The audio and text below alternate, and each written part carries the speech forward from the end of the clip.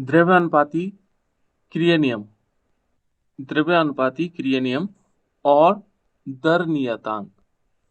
एक तो द्रव्यानुपाती क्रिया नियम है ना, और दूसरा क्या है इसमें, दर नियतांक है, लॉ ऑफ मास एक्शन, बहुत इंपॉर्टेंट है, और रेट ऑफ रिएक्शंस।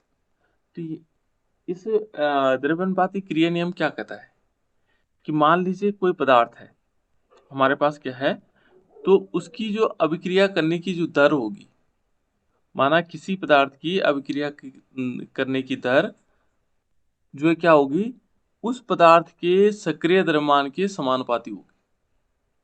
ठीक है ना, माना किसी पदार्थ की अभिक्रिया करने की जो दर होगी उसके सक्रिय द्रव्यमान के समानुपाती होगी, जो सक्रिय द्रव्यमान होगा उसका उसके समानुपाती होगी।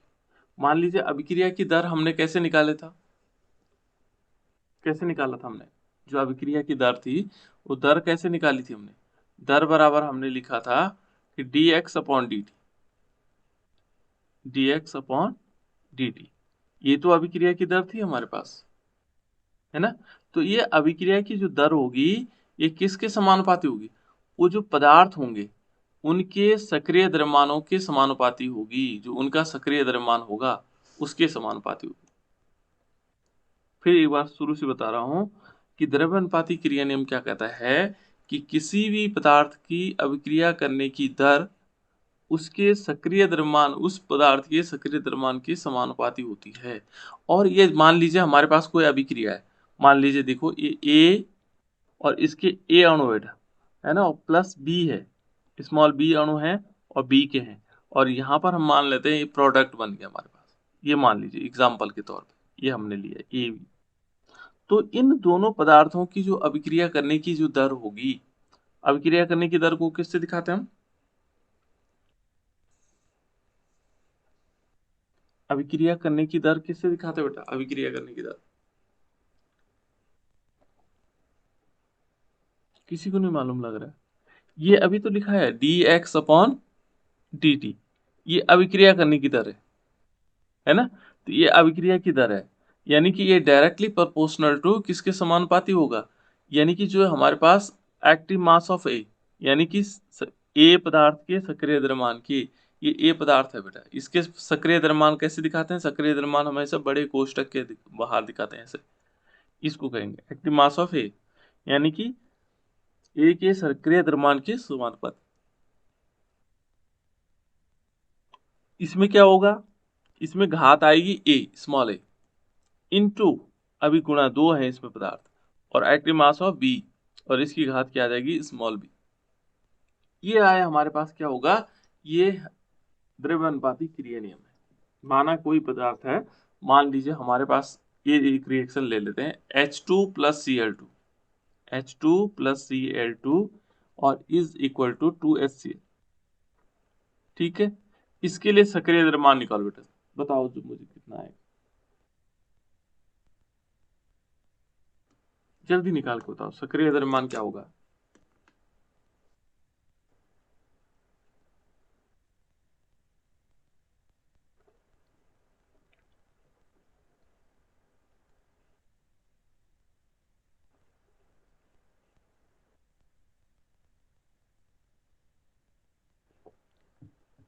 हो गया,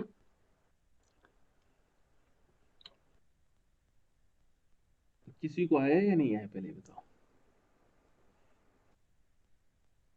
आ गया, बताओ बेटा क्या है।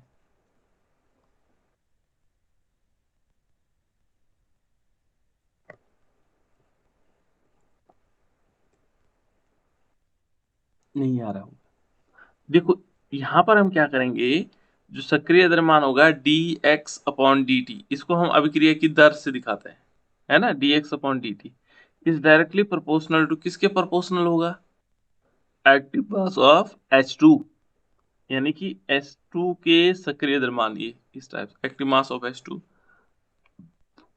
Into active mass of Cl2, इस प्रकार से निकालेंगे बेटा इसको, ये निकला अभिक्रिया की दर। ठीक है ना, चलो एक तीसरे और देता हूँ, N2 plus 3H2 is equal to 2NH3, इसके रेट ऑफ माने अब एक्टिव वो निकालो द्रव्यनुपाती क्रिया नियम अनुसार।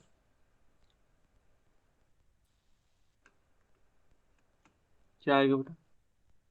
इसकी अभिक्रिया dx की upon हाँ dx dx upon upon dt dt, हाँ proportional to प्रोपोर्शनल टू, हाँ active mass active mass of of N2 N2 और हाँ और active active mass mass of of H2। H2, हाँ dx upon dt is directly proportional to active mass of N2। ये active mass का मतलब सक्रिय द्रव्यमान, N2 का सक्रिय द्रव्यमान और इनटू H2 का सक्रिय द्रव्यमान।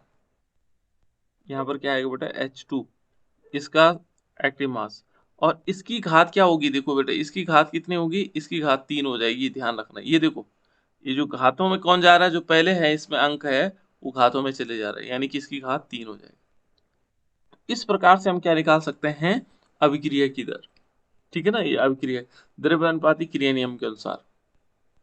ठीक है ना, किसी भी पदार्थ का जो क्या होगा, अभिक्रिया की दर उसके द्रव्यमान के समानुपाती होगी, सक्रिय द्रव्यमान के समानुपाती होगी। सक्रिय द्रव्यमान को हम अंग्रेजी में बोल रहे हैं एक्टिव मास। ठीक है ना, तो हमने ये पढ़ लिया कि एक्टिव मास कैसे निकालेंगे किसी भी अभिक्रिया, जैसे मैंने अभी निकाला था N2+3H2, है ना। तो और भी अभिक्रियाएं हो सकती हैं जिनका हमें अभिक्रिया की दर निकालनी होगी। तो देखो, ये कह रहा है कि जिस पर पदार्थ अभिक्रिया करता है उसके सक्रिय द्रव्यमान के समानुपाती होता है। ठीक है ना, dx upon dt is directly proportional to, क्या होगा यहाँ पर, इसको ऐसे भी लिख सकते हैं, dx upon dt is directly proportional to active mass of, यहाँ पर कह सकते हैं अभिकारक, है ना। ये अभिकारक ही होगा क्योंकि अभिक्रिया कर रहा है अभिकारक। ठीक है, ये एक्टिव मास ऑफ अभिकारक जो हम सक्रिय द्रव्यमान निकालेंगे, जो हमारे पास पहला पदार्थ होगा।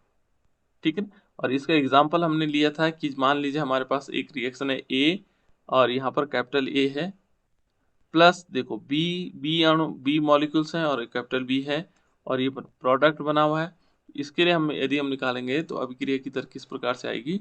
dx upon dt is directly proportional to active mass of A, यानी कि A के सक्रिय द्रव्यमान की into active mass of B, और इसमें B की मात्रा आ जाएगी, है ना। यहाँ पर क्या होगा?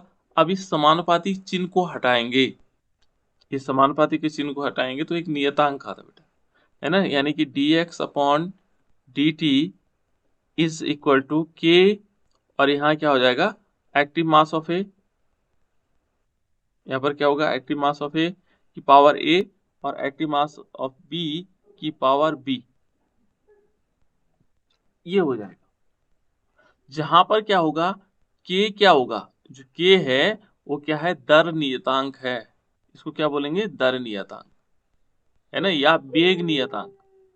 दो चीजें कह सकते हैं इसको, या दर नियतांक कहेंगे या वेग नियतांक कहा जा सकता है। ठीक है ना, तो ये समानुपाती होता है। इसमें यदि हम आगे देखेंगे बेटा, एवं दर जिस पर वह क्या है, जिस पर अभिक्रिया आगे बढ़ती है। ठीक है ना, ये देखो, अभिकारित पदार्थ के उत्पाद के सक्रिय द्रव्यमान के समानुपाती होता है। जो अभिकारित पदार्थ होता है के उत्पाद के सक्रिय द्रव्यमान के समानुपाती होता है। तो इस प्रकार से हमारे पास आ जाएगा, है ना, तो ये कहलाएगा। जहां पर देखो, यदि जब A is equal to B बराबर 1 मोल, मान लीजिए हम ये कह रहा है कि ये A भी क्या है? 1 मोल है, और B भी क्या है? 1 मोल है। मान लीजिए पदार्थ 1 1 मोल होता है, तो तब क्या हो जाता है? तो अभिक्रिया की दर क्या होगी? dx upon dt is equal to k, और यहाँ पर क्या हो जाएगा? 1 × 1, इनकी वैल्यू तो 1 है। तो यानी कि जो क्या आएगा हमारे पास, कि जो अभिक्रिया की दर होगी dx upon dt is equal to क्या होगा? दर नियतांक के बराबर हो जाएगा। जब क्या होगा? पदार्थ 1 1 मोल होंगे, जो अभिकारक पदार्थ होंगे वो 1 1 मोल होंगे। तो उस दशा में क्या होगा कि जो अभिक्रिया की दर होगी वो क्या होगी? वेग नियतांक या दर नियतांक के बराबर होगी। ठीक है ना, और इसका जो मात्रक होगा बेटा मोल प्रति लीटर है। इसका मात्रक क्या है, मोल प्रति लीटर, ठीक है ना। दर dx upon dt is equal to k, ये देख लीजिए dx upon dt is equal to k, ठीक है ना। तो इस प्रकार से हम कह सकते हैं, है ना, कि दर नियतांक क्या है, एक विशिष्ट अभिक्रिया दर कहलाता है। ऐसी दशा में क्या कहलाएगा, जो दर नियतांक होगा वो विशिष्ट अभिक्रिया दर भी कहलाता है। क्यों, जहां पर क्या होगा, एक मोल एक पदार्थ होगा, दूसरा मोल भी होगा, तो ऐसी दशा में क्या होगा, ये विशिष्ट अभिक्रिया दर भी कहलाएगा। क्लियर हो गया, ये समझ में आ गया ना कैसे कैसे हमने अभिक्रिया दर निकाला, ठीक है ना। और दर नियतांक देखो, ये कह रहा है कि दर नियतांक का मान अभिकारक की प्रकृति, ताप और उत्प्रेरक पर निर्भर करता है। इन तीन चीजों पर देखो, जो अभिक्रिया दर का मान है वो क्या करेगा, एक तो अभिकारक की प्रकृति पर, मान लीजिए अभिक्रिया दर ये के किस पर निर्भर करेगा, है ना, दर नियतांक, ये करेगा अभिकारक की प्रकृति, यानी कि जो ये हमारे पास ए और बी हैं, इनकी प्रकृति कैसी है, इनका ताप क्या है उनके लिए, और ये उत्प्रेरक कैसे है ना, इन पर निर्भर करेगा। यह अभिकारकों की सांद्रता से स्वतंत्र होता है, इसमें इस सांद्रता का कोई प्रभाव नहीं पड़ता, ठीक है ना, सांद्रता से कोई लेना देना नहीं इसका, है ना। ये कह रहा है कि यह अभिकारकों की सांद्रता से स्वतंत्र होता है, ये स्वतंत्र हो गए होते हैं, ठीक है ना। और उसके बाद है दर नियतांक की इकाई, जो दर नियतांक की इकाई होगी, यहाँ पर यदि देखेंगे तो लीटर प्रति मोल होगा, और इसकी घात क्या होगी, n-1 होगी, n-1, और इंटू इसके साथ सेकंड, ठीक है ना। देखो जो n है, स्मॉल n है बेटा, ये कोटि है, अभिक्रिया की कोटि, जो स्मॉल n होगी ये अभिक्रिया की कोटि, अभी बताऊंगा मैं अभिक्रिया की कोटि क्या है ना, ये कोटि है इसकी, ये क्या है, इसकी कोटि, ठीक है ना। तो अभिक्रिया की जो स्मॉल n है वो अभिक्रिया की कोटि को दर्शाता है, ठीक। तो ये इसका नियतांक भी हो गया, तो इसको हम ऐसे भी लिख सकते हैं, मोल प्रति लीटर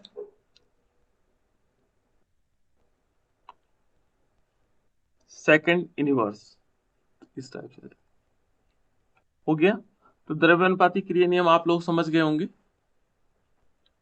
सिंपल क्या है कि द्रव्यानुपाती क्रिया नियम क्या है, बता सकता है,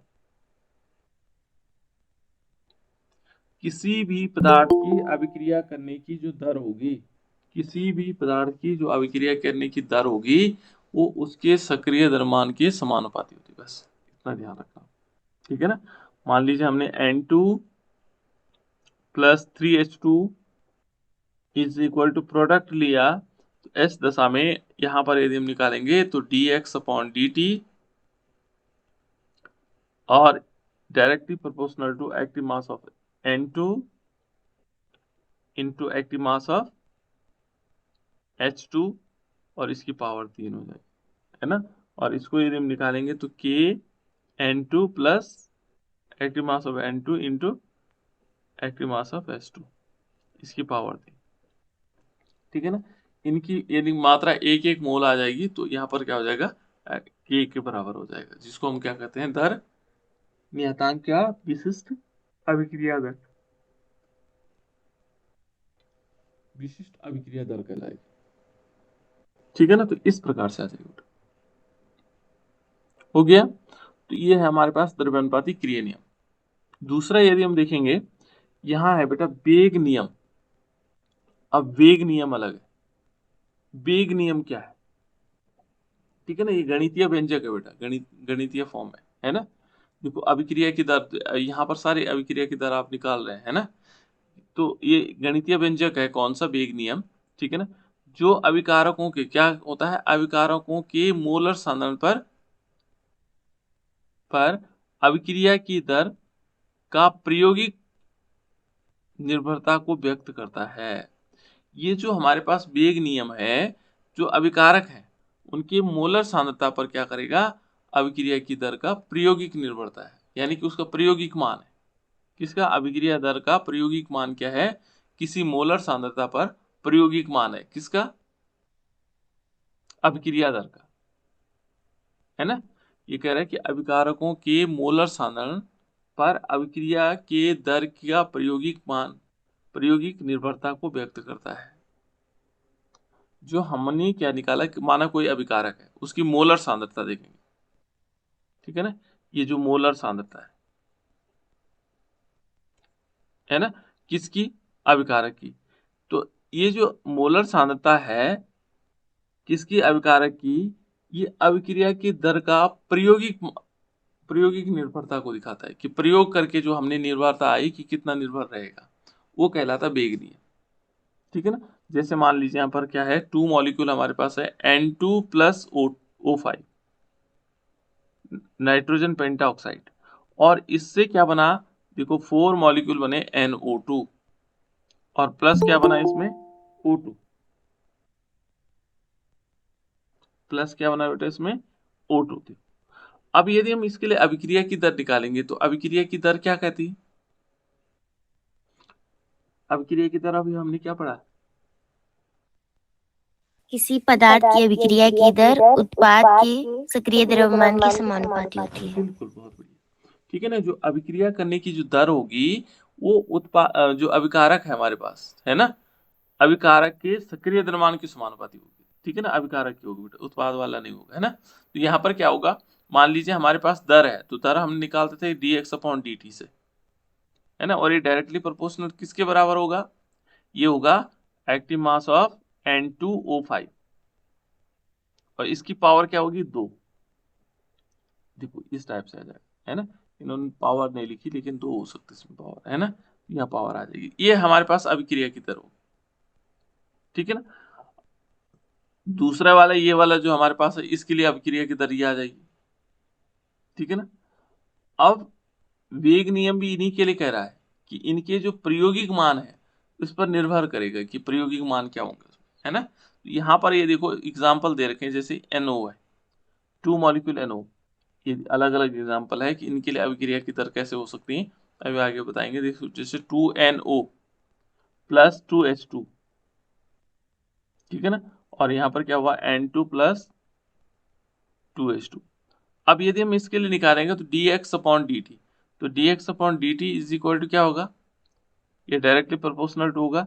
यहाँ पर देखो बेटे NO, ये है नाइट्रिक ऑक्साइड, NO को बोलते हैं नाइट्रिक ऑक्साइड, इसकी पावर हो जाएगी 2, ठीक है ना, इनटू यहाँ पर क्या होगा H2 और इसकी पावर भी कितनी होगी 2, ये आएगा।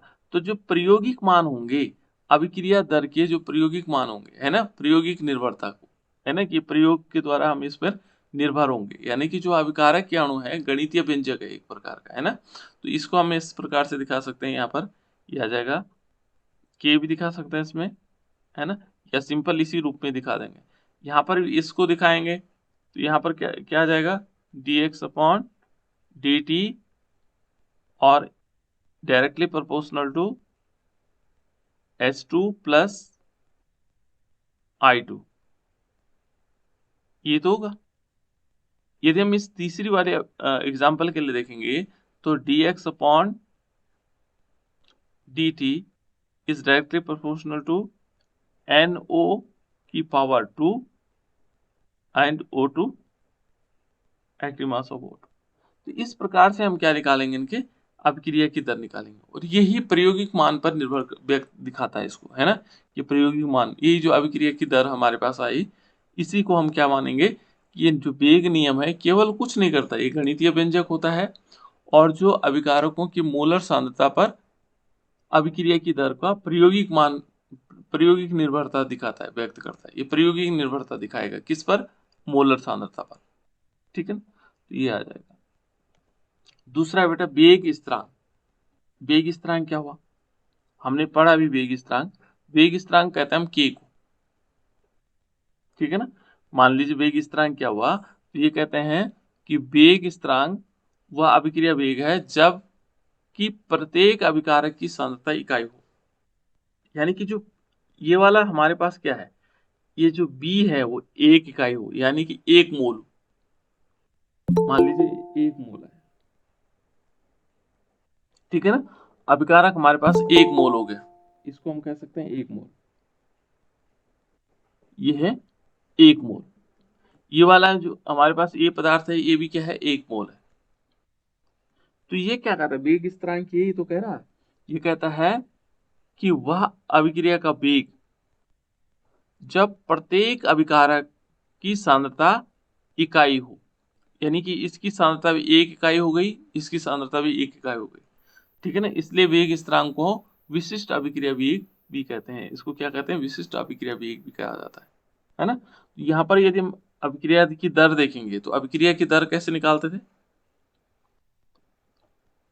dx upon dt। बिल्कुल ये याद हो जाने से बेटा, है ना। dx upon dt is directly proportional to जो अभिक्रिया पदार्थ के या अभिकारक के सक्रिय द्रव्यमान के समानुपाती, यानी कि अभिक्रिया ए के सक्रिय द्रव्यमान के समानुपाती की पावर ए इंटू बी के सक्रिय द्रव्यमान की पावर बी, ये आ जाएगा। और ये कहता है कि जो ए है, ये की जो मात्रा है वो सांद्रता क्या है, 1 इकाई है, 1 मोल है मान लीजिए, इसकी भी 1 मोल है, इसकी भी 1 मोल है।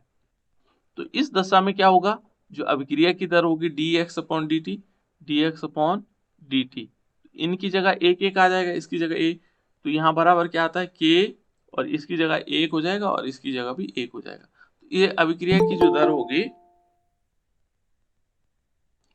dx अपॉन dt, ये क्या हो जाएगा, इसको हम सीधे कह लेंगे कि जो अभिक्रिया की दर होगी वो क्या होगी, k के बराबर होगी। और k क्या होता है बेटा, ये होता है वेग स्थिरांक। k को हम क्या दिखाते हैं, वेग स्थिरांक। और इस वेग स्थिरांक को दूसरा रूप कहा जाएगा इसको, क्योंकि जब उसमें क्या होगा, एक इनकी सांद्रता इकाई होगी, तो ऐसी दशा में इसको हम कह सकते हैं विशिष्ट अभिक्रिया वेग, ठीक है ना। जो वेग स्थिरांक को हम क्या कहेंगे, विशिष्ट अभिक्रिया वेग।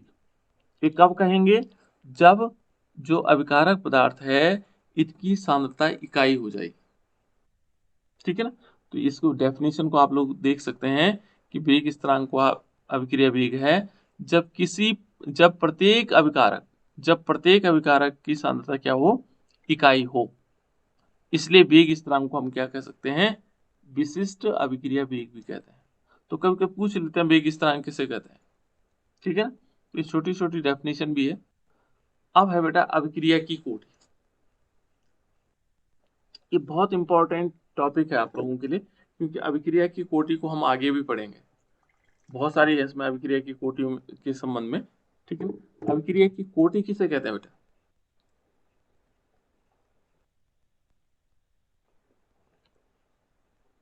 किसी ने पढ़ा है अभिक्रिया की कोटि,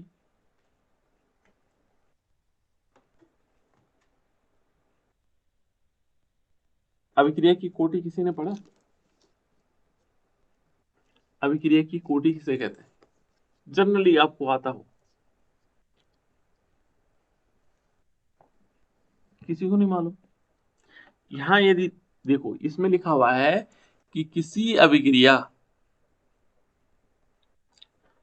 अभिक्रिया के प्रायोगिक रूप से निर्धारित वेग निर्धारक पद की वेग समीकरण में सांद्रताओं या सांद्रता पदों के घातांकों का योग उस अभिक्रिया की कोटि कहलाता है। क्या समझ में आया आपका, कि जो हमने प्रायोगिक रूप से निकाला था, माना हमने ये मान लीजिए, माने एक रिएक्शन हमारे पास है ए, है ना, और यहाँ पर कैपिटल ए, ये तो पढ़ी हमने अभी रिएक्शन, और बी, और यहाँ पर कैपिटल बी, ये रिएक्शन थी हमारे पास, एक अभिक्रिया थी, है ना। और इस अभिक्रिया में हमारे पास एक प्रोडक्ट बना था, ठीक है। तो ये देखो पहले कह रहा है किसी अभिक्रिया के प्रायोगिक रूप से वेग निर्धारित, देखो निर्धारित वेग निर्धारक पद, वेग निर्धारक कैसे मान लेते हैं, जो अभिक्रिया वेग निकालते हैं हम dx अपॉन dt, ऐसे तो निकालते हैं। और डायरेक्टली प्रोपोर्शनल टू कैसे निकाला हमने, एक्टिव मास ऑफ ए और इसकी पावर a, और एक्टिव मास ऑफ b और इसकी पावर b, ठीक है, ये निकाल दिया। यहां तक क्लियर हुआ। किसी अभिक्रिया के प्रायोगिक रूप से निर्धारित वेग निर्धारक पद की वेग समीकरण में, अब ये जो वेग समीकरण है ये कह रहा है में सांद्रता पदों के घातांकों का योग, जो सांद्रता पद थे, देखो सांद्रता है, ये एक्टिव मास है इसका, ये बी है, इनके जो क्या है घातांकों को, जो घात, ये देखो बेटे, ये क्या हो गया और ये क्या हो गया, इनके योग के बराबर क्या होगा, अभिक्रिया की कोटि कहलाएगी। ठीक है ना। तो यानी कि इसमें कोटि कैसे निकाल लेंगे, ये यदि हम यहाँ देखेंगे कोटि, तो कोटि कैसे आ जाएगी, कोटि निकालेंगे इनके अभिकारकों की जो सांद्रताओं के पद के घातांक, इन अभिकारकों की जो हमारे पास क्या होंगे, सांद्रताओं के घातांक का योग, यानी कि a प्लस बी जो टोटल होगा वो हमारे पास क्या होगा, उसकी कोटि कहलाएगी। अब जैसे मान लीजिए, है ना, हम एक एग्जाम्पल के रूप में ले लेते हैं कि जैसे हमने लिया NO, 2 मॉलिक्यूल NO, इसमें और चीजें बताएंगे बेटा, है ना, अभी और चीजें बताऊंगा, ये तो केवल सिंपल इस, और इज इक्वल टू क्या हो जाएगा, 2 मॉलिक्यूल NOCl। ठीक है ना। तो यहाँ पर क्या होगा, इसमें किस टाइप से आ जाएगा, यहाँ पर हम कैसे निकालेंगे, प्रायोगिक वेग नियतांक कैसे निकालते हैं, प्रायोगिक मान, जो वेग नियम के अनुसार क्या होगा, दर क्या होगा, अभिक्रिया की दर, dx upon dt। हाँ इसको dx dx, upon dt। हाँ dx अपॉन dt, ये तो दिखाते हैं हम इसको, और इज इक्वल टू क्या होगा, ये डायरेक्टली प्रोपोर्शनल किसके होगा, एक्टिव मास ऑफ a की power a, active mass of b की पावर b।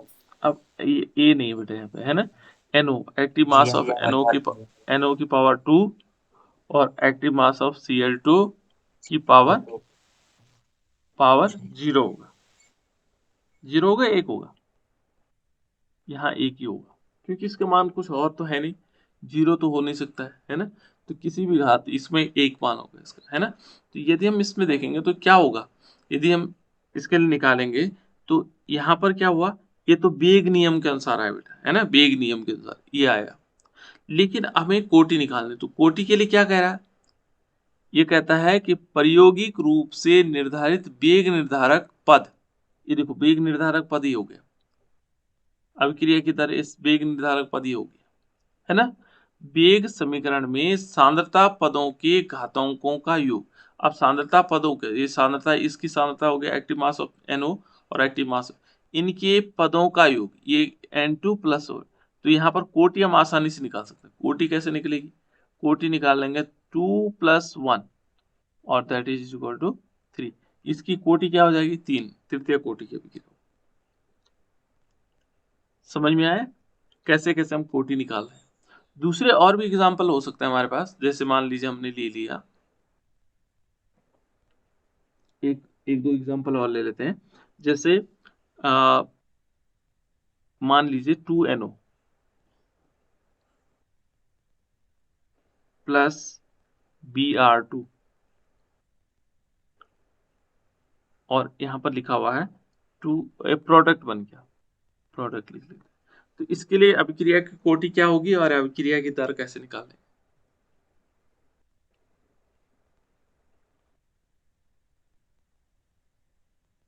निकाल सकते हो बेटा, निकल जाना चाहिए।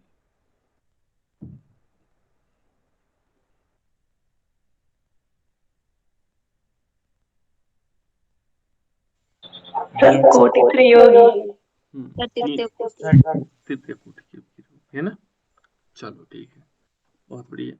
अब देखो यहाँ पर इसको हम आसानी से समझ रहे होंगे आप, अभिक्रिया की दर कैसे निकाल लेंगे, जो वेग नियम के अनुसार, है ना, dx अपॉन dt और directly proportional to active mass of NO, इसकी पावर 2 और Vr2, है ना, Vr2 ये इधर ही आएगा, है ना, इसकी पावर 1 होगा। तो यहाँ पर कोटि कैसे निकल जाएगी, ये 2 हैं और इनके घातांक 1 हो गया, टोटल मिलाकर 3 हो गया। अब एक और है बेटा, देखो यहाँ पर हम लेते हैं 2NO, 2NO2 और इसका विघटन होता है, विघटन होकर के ये बना देता है 2NO प्लस O2, ये O2 है। अब इसके लिए अभिक्रिया की कोटि क्या होगी,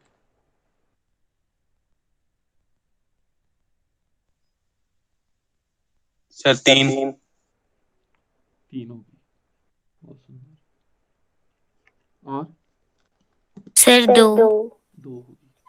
सर 2। 2 और पहले हम इसे वेग नियम के अनुसार देखेंगे। वेग नियम क्या कहता है? जो वेग नियम है, वेग नियम के अनुसार इसको देखेंगे तो वेग नियम क्या है? यहाँ पर आएगा dx upon dt, dx upon dt is directly proportional to अभिकारक। ध्यान रखना बेटा, ये अभिकारक, उत्पाद से कोई लेना देना नहीं होता इसका, ठीक है ना। अभिकारक के जो हमारे पास होगा एक्टिव मास ऑफ NO2 अभिकारक पदार्थों के सक्रिय द्रव्यमान के समानुपाती होता है। अभिकारक पदार्थों के सक्रिय द्रव्यमान के समानुपाती होता है, ये तो वेग नियम कहता है। तो अभिकारक पदार्थ तो एक ही है, इसमें इसकी पावर कितनी आ जाएगी? 2।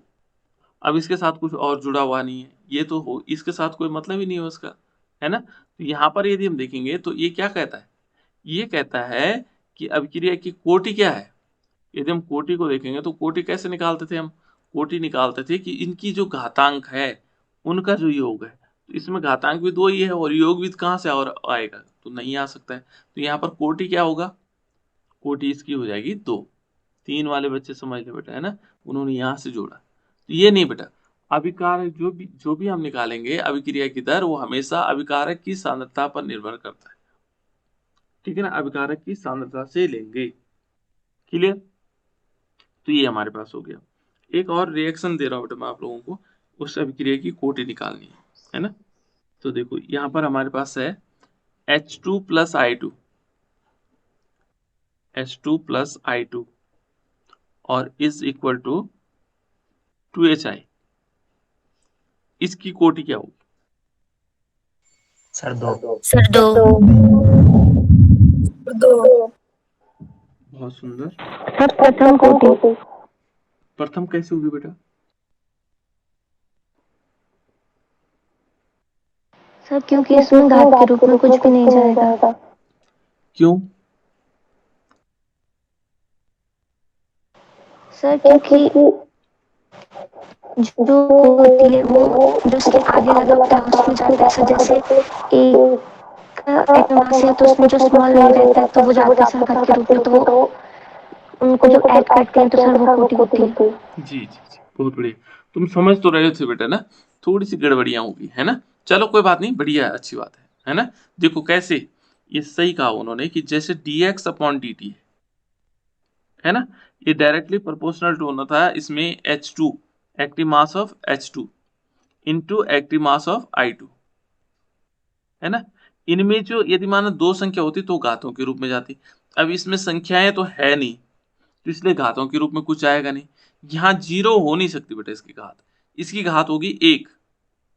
ये थोड़ा समझना होगा तुम्हें, ठीक है, तुमने बहुत बढ़िया बताया, लेकिन फिर भी इसको समझ लो। अब आगे बढ़ाने के लिए ना, इसकी जिसके घात में कुछ 0 होगा उसकी घात को हम 1 मान लेते हैं। कोई घात नहीं थी ना इसमें, तो इसलिए क्या करना पड़ेगा? 1 करना पड़ेगा, क्योंकि 1 तो था ही, है ना, और ये भी 1 होगा, इसलिए 2 होगा बेटा, है ना। ये समझना होगा। ठीक, तुमने बहुत बढ़िया बताया कि तुमने तो पूरा नियम बता दिया कि जैसे मानो जो यहाँ पर होगा वो घातों के रूप में जाता है। ये मैंने पहले ही बताया था। जैसे Br2 है, Br2 2 गया, लेकिन 1 हमने क्यों लिखा? क्योंकि इसकी घात तो है ही नहीं थी। तो जिसकी घात कुछ नहीं होगी, शून्य होगी, उसकी घात को हम क्या मान लेंगे? 1 मान लेंगे, क्योंकि वो एक अणु तो है अपने आप में, तो उसकी घात 1 आ जाएगी, है ना। ये थोड़ा मानना पड़ेगा आप लोगों को। तो इसलिए अभी कुछ चीजें और भी बताऊंगा।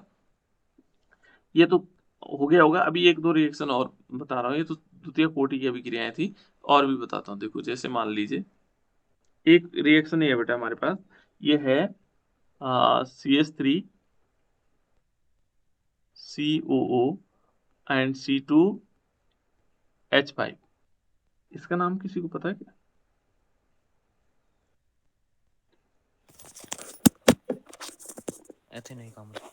हैं? Ethyl estate. हाँ, इसको बोलते हैं एथिल एस्टेट। कौन बोलता है एथिल एस्टेट? किसने बताया बेटा? एथिल एस्टेट बताने वाला कौन था? सर मनदीप। मंदी। ठीक बताया बेटा तुमने, है ना। देखो यहाँ पर ये एसीटेट ग्रुप था, इतना ये एसीटेट होता है बेटा, मैं कई बार क्लास रूम में भी बता चुका हूँ, ये एसीटेट होता है। इसके आगे लगा एथिल, तो एथिल एसीटेट। यहाँ सोडियम लगा होता है तो सोडियम एसीटेट, है ना। अब देखो अभी आगे बनता है, देखो ये है, और इसमें से क्या होगा, एक ये दो पार्ट में टूट जाता है और ये बना देता है CH3COO, और यहाँ Na आ जाएगा, और प्लस देखो ये क्या बन जाएगा, C2H5OH, इस प्रकार से, है ना। तो इसकी इस अभिक्रिया की कोटि निकालने में, तो कोटि कैसे निकलेगी, यहां पर भी क्या होगा, जो dx/dt होगा, कितनी आएगी बेटा इसकी कोटि, एक सर। फिर दो। दो आएगी, सर 2। इसलिए नहीं आएगी, हाँ ठीक, ये देखो कैसे, देखो यहाँ पर है CH3COO, C2H5, इसका हम क्या कर लेंगे, एक्टिव मास। कोई बात नहीं बेटा, जिन्होंने एक बताया कोई दिक्कत नहीं, अभी बहुत अच्छी बात है। तो कहाँ समझ रहे होंगे, एक अब मैं समझ रहा हूँ कहाँ पर गड़बड़ी हो रही है उनसे, है ना। तो ये देखो इसकी पावर 1 हो जाएगी, और जो एक्टिव मास ऑफ दूसरा क्या होगा, सोडियम हाइड्रोक्साइड, इसकी पावर भी 1 हो जाएगी। तो ये और ये दोनों मिला करके देखो एक एक पावर है ना, इन जीरो तो कुछ पावर तो है नहीं, तो इसलिए यहाँ पर कोटि हम कैसे निकालेंगे, 1 + 1 बराबर कितने आ जाएगी, 2। तो ये कोटि है इसकी 2, ठीक है ना। तो यहाँ हमारे पास कोटि 2 आएगी, क्योंकि इनकी सांद्रताओं में परिवर्तन होता है, ठीक है ना, इनकी सांद्रताओं में परिवर्तन होता है। अब थोड़ी सी एक और रिएक्शन है, जिससे देखो CH3COO एंड C2H5 प्लस यहाँ पर मैं H2O लिखता हूँ, और ये बना देता है CH3 और प्लस C2H5OH। इस अभिक्रिया की कोटि क्या होगी, सर दो। दो। दो होगी, है ना। कितने अच्छे बच्चे, चलो ठीक है, कोई बात नहीं, क्योंकि मैंने नियम बताया नहीं था तो आप लोगों को पता भी कहाँ से होना है। देखो इसके इस अभिक्रिया की कोटि 1 होगी, ये पहली बार गड़बड़ हुआ है ना। इसको बोलते हैं बेटा pseudo unimolecular reaction. Pseudo, pseudo का मतलब आभासी, आभास हो रहा है ना, आभासी एक आणु का अभिक्रिया। इसमें क्या होता है, देखो यदि हम dx/dt निकालेंगे तो सांद्रता परिवर्तन केवल इसका होता है बेटा, पानी का कोई सांद्रता परिवर्तन नहीं होता है।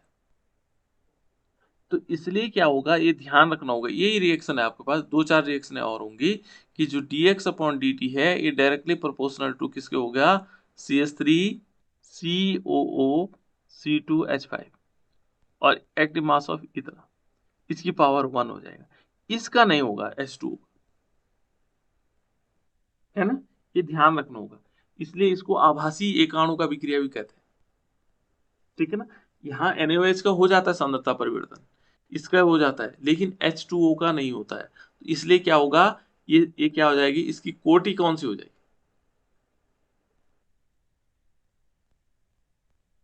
कोटि क्या होगी बेटे इसकी, प्रथम कोटि, हाँ ये प्रथम कोटि हो जाएगी। ये यहाँ पर हो सकता है आप लोगों ने किताब में पढ़ा होगा, तो यहाँ क्योंकि सोडियम हाइड्रोक्साइड का सांद्रता परिवर्तन होती है, लेकिन जल के अणुओं का सांद्रता में कोई परिवर्तन नहीं होता है। तो जिन अणुओं का, यहाँ अभी आगे नियम पढ़ेंगे आप लोग, जिन अणुओं का जब कोटि निकालते हैं हम लोग, ये तो अभिक्रिया की कोटि सिंपल था, आप लोगों ने वेग उनका योग किया और सीधे क्या बता दी कि इस कोटि की। यदि हम इसमें देखेंगे, इसमें यदि वेग नियम के अनुसार ये आया है ना, तो इसकी यदि हम कोटि निकालेंगे तो कोटि, इस वाले अभिक्रिया की कोटि क्या आ जाएगी, अभी तक तो हम सिंपल पढ़ रहे थे कि x + y, है ना, x + y हो जाएगी जी इसको कोटि। लेकिन अब हमें ये भी देखना पड़ेगा, आगे हम पढ़ेंगे इसको, कि जिन पदार्थों का सांद्रता परिवर्तन होता है उन्हीं को कोटि में काउंट करते हैं, बाकी को नहीं करते काउंट, है ना। जिनका सांद्रता में परिवर्तन नहीं हो रहा होगा उनको कोटि में काउंट नहीं करते। तो बहुत सारी अभिक्रियाएं ऐसी होंगी जिनमें ऐसा होगा। तो जल के अणु का याद रखेंगे आप लोग, ठीक है ना, कि जल के अणुओं का सांद्रता में परिवर्तन नहीं होता बेटा, ठीक है। तो इस प्रकार से हम क्या समझ लेंगे, इसको समझ लेंगे। तो ये है अभिक्रिया की कोटि। अब 2-3 चीजें इसमें, एक अभिक्रिया की कोटि, और इसमें अभिक्रिया की कोटियों को हम 3-4 प्रकार के और भी हैं,